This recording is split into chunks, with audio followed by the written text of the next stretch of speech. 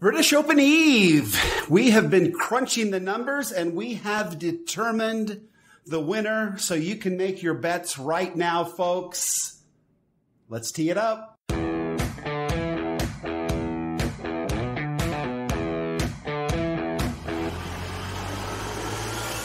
Welcome to Data Access Golf, your home for rapid golf improvement. And now, from the thin air of the Rocky Mountains, next on the number one tee, your host, Aaron Stewart. Hey everyone, Aaron Stewart, Data Access Golf, the podcast. Thank you for joining me again today. I appreciate it very much.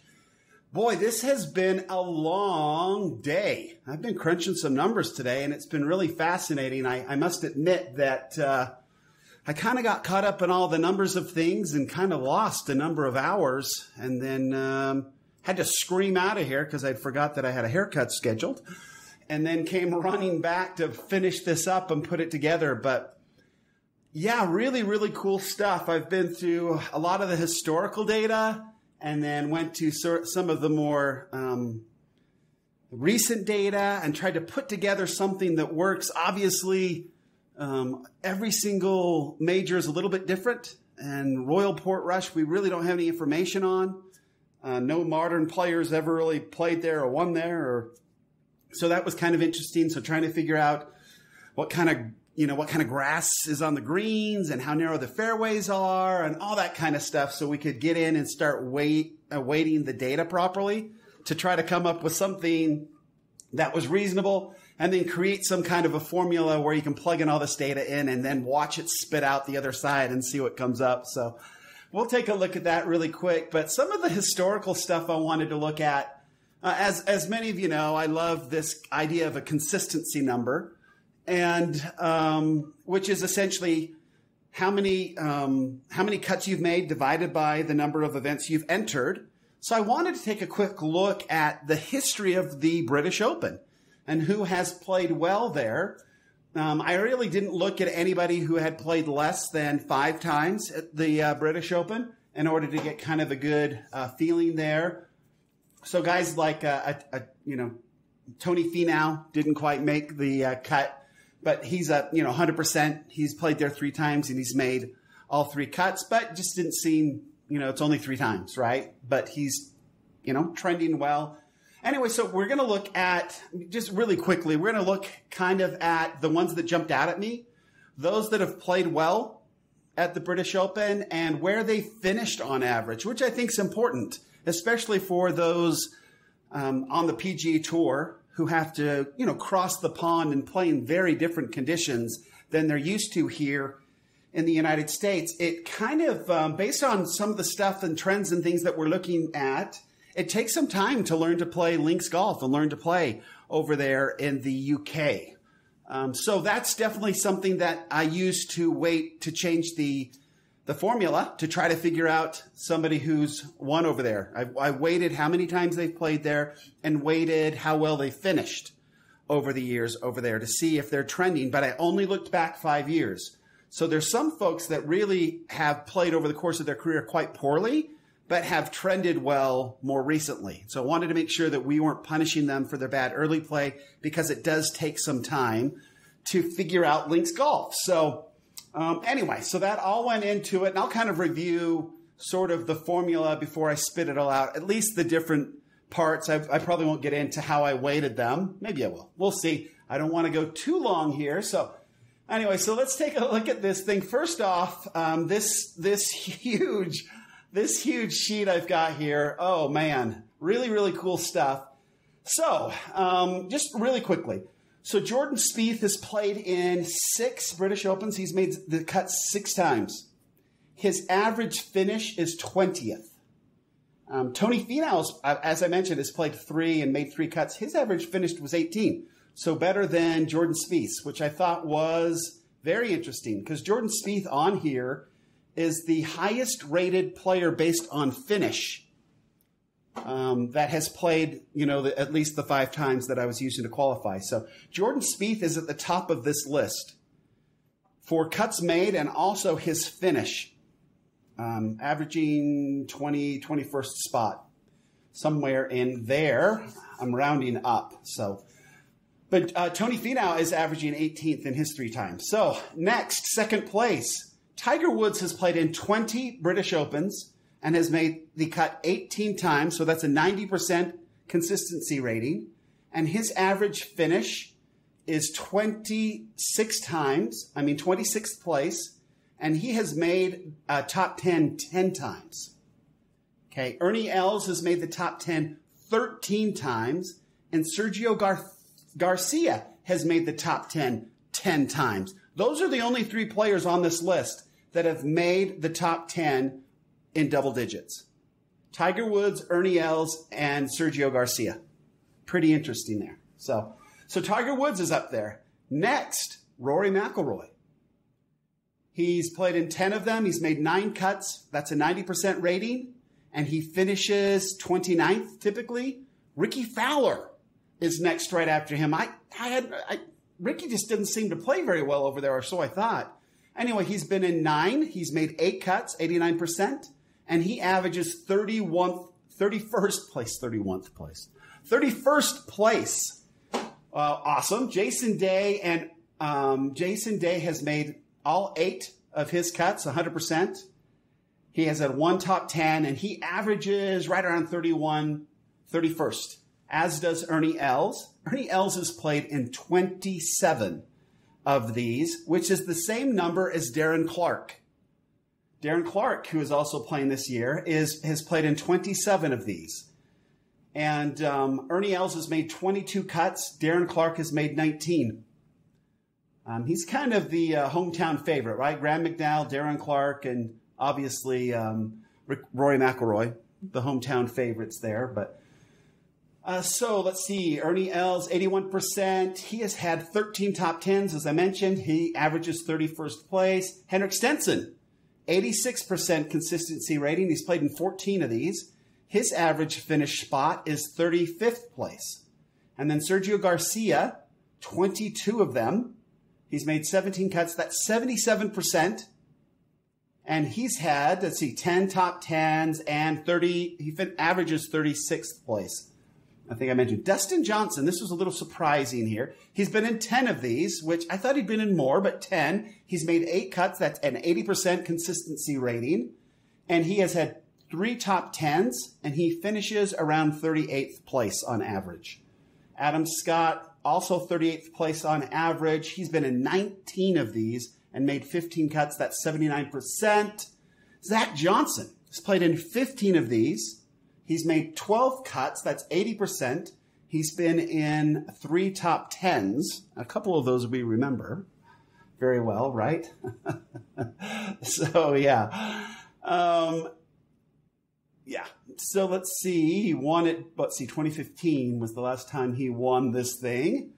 Anyway, to round this out, you've got, and I found this is just to be sort of interesting. You've got, after Zach Johnson, you've got Webb Simpson in 30th place. He averages 44th place. Keegan Bradley averages 44th place. Gary Woodland averages 44th place. And Brooks Koepka averages 44th place.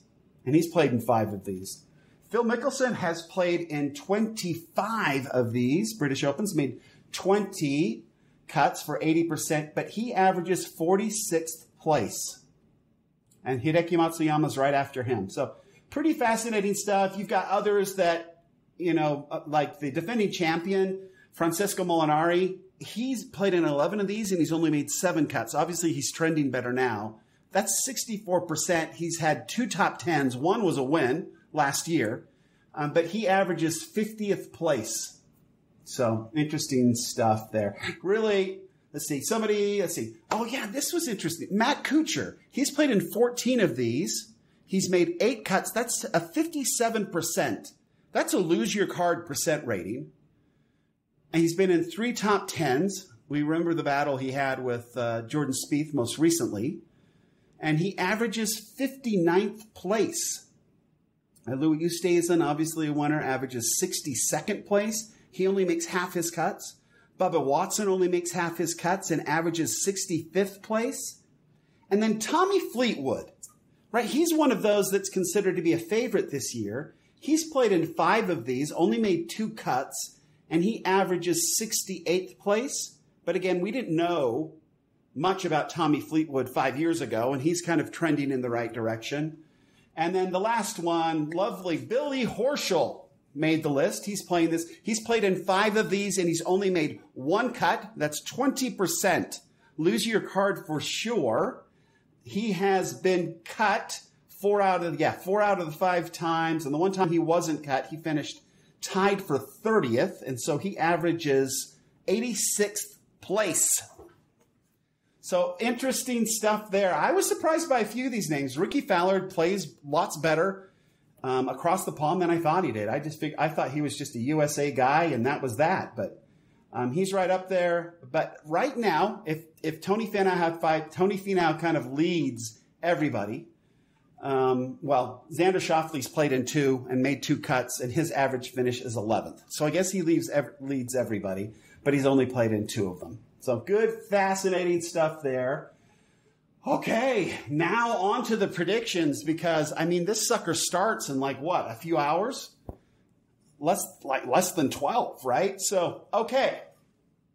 Ladies and gentlemen, let me run through this. So what I did is I went out first off, and I took the odds from the brilliant statisticians known as the odds makers. But I took the one from across the pond. I did not go with Vegas. Vegas is great for American sports, but I believe over there they've got it figured out much better. So I took the odds from across the pond and I brought them in, and I actually did use the odds to weight this a little bit. And obviously, Rory McIlroy's the favorite at an 8-1 odd. His odds of victory are 8-1, right? So he leads it. Dustin Johnson is 10-1. Brooks Koepka is, I thought he was 9-1. Wasn't Brooks Koepka in second? I thought he was. Oh no, he's 10-1, same as Dustin Johnson. So those are sort of your 3 leaders. You've got Rory McIlroy, Dustin Johnson, and Brooks Koepka. They're all, 8-1 for Rory and 10-1. And then everybody kind of shakes out of there. You've got Justin Rose at 20-1. You've got Jordan Spieth at 40-1. You've got Ian Poulter at 80-1, Sergio Garcia at 80-1, Gary Woodland at 60-1, Justin Thomas 25-1. Anyway, Tony Finau 80-1. I don't know. Anyway, so that's how the odds sort of shook out. And then I actually went back and gave points based on the number of top 10s they'd had in the last 5 years. Because players that win the British Open tend to be trending well over there on that type of course when they win. Another interesting stat I thought of is if you're not within the top 10 after that first day, you don't have much of a prayer. I mean, this is one of those tournaments where you don't come flying from behind and catch everybody. It's just not that kind of a tournament. So that's one thing to keep an eye out for. After tomorrow, we will know pretty much from the group who's going to come out and get that done. But it was unbelievably high, the number of people that had won the tournament where they had to be within the top 10 to get it done. So we took the odds and we took where they finished in the British Open the last 5 years and gave points based on how many times they finished in the top 10. Then we went to strokes gained putting and looked at that. I didn't weigh it as high as I did with Pebble Beach, but because typically at the British Open the greens are a little slower, easier to putt on. So I pulled the weighting back on that a little bit based on that was my thinking behind it. Driving accuracy is going to be a huge deal in Royal Portrush. Everybody you read from Darren Clark, everybody who's a local over there talks about how typically, Adam Scott mentioned that typically at when you're playing a links course, you've got wide open spaces and you just have to be careful of the hidden pot bunkers around. But Royal Portrush isn't like that. They actually don't have a whole lot of sand, but it's quite tight and it's very punitive if you miss the fairway. So definitely driving accuracy seemed to be important. So weighted that a little bit higher than done in the past.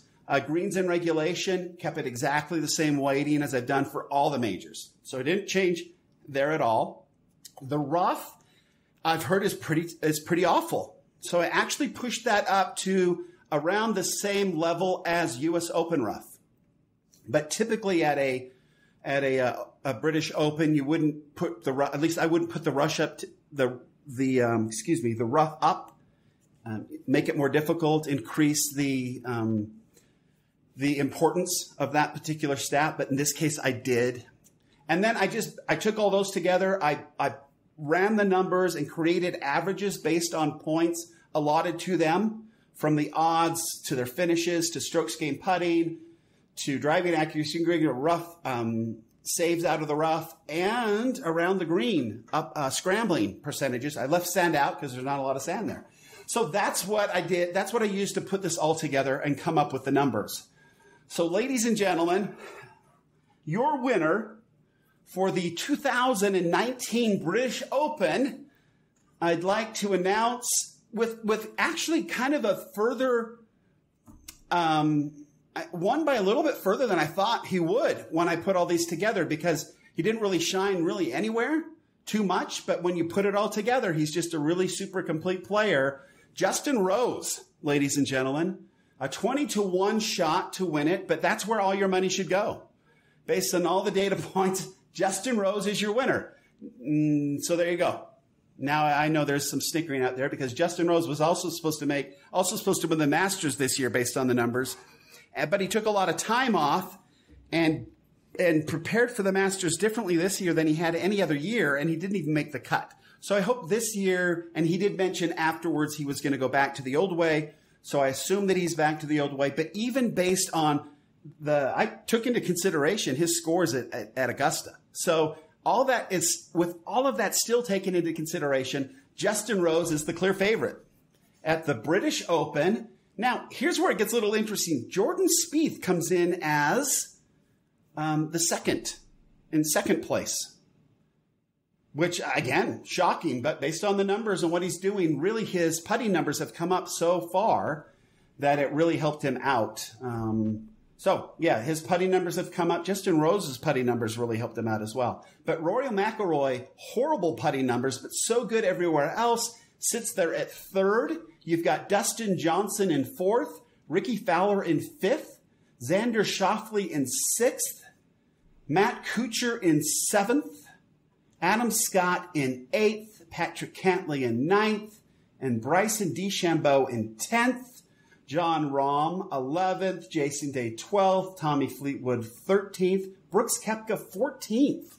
Again, Brooks Koepka doesn't really care during the regular season, so he's an outlier. I wouldn't definitely keep him out of the top 10, probably not even out of the top 5. The guy only practices for majors, and this is a major, so we'll probably see him do better than this spot we've got him here. I've got... This makes me sick, but I've got Ian Poulter next in front of Tiger Woods, which is gross. I like to see Ian Poulter on the bottom of every list.